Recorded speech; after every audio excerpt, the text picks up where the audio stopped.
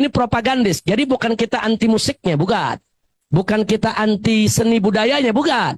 Yang kita anti yaitu propaganda LGBT. Nah kemudian ada lagi kejadian, waktu dia konser, dia undang tuh dari bawah penonton, ayo naik pasangan, homo. Lelaki, 2 orang naik, dua-duanya lelaki, yang satu berdiri, yang satu duduk, melamar sang kekasihnya. Jadi laki ngelamar lelaki.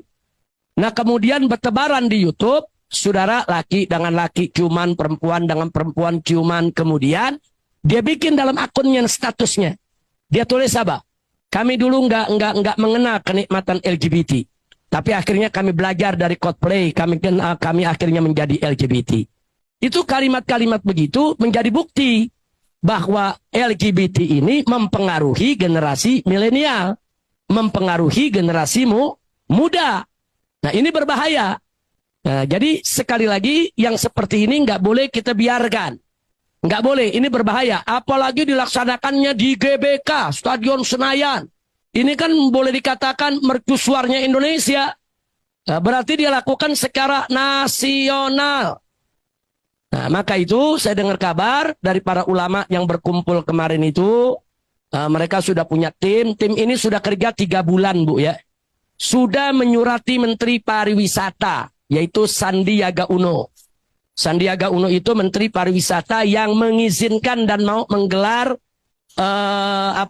acara tersebut.